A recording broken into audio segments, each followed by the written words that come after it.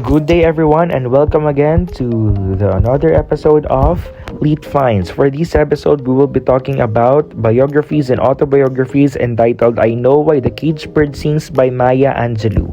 For the summary, this is the first of 7 autobiographies detailing the early life of Maya Angelou, born Margaret Annie Johnson from the age of 3 to 16, recounting her move from Stamps, Arkansas to St. Louis, Missouri, and back again before settling in San Francisco. It powerfully chronicles the racism, trauma, poverty, and displacement she faced, including pivotal experience of sexual assault and the resulting period of selective mutism, while also celebrating the resilience and dignity instilled in her by her grandmother, brother, and community.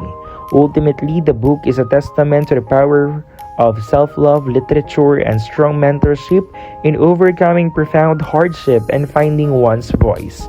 For the analysis, in the context of African American literature or criticism, the autobiography serves as a crucial text by using a personal narrative to document the pervasive social and psychological damage inflicted by white supremacy and systemic racism on black women in the American South.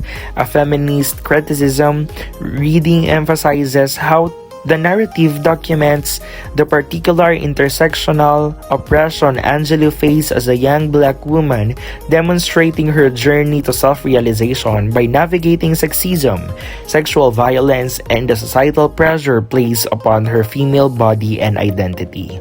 That's the summary and analysis of the biographies or autobiographies I Know Why the Caged Bird Sings by Maya Angelou.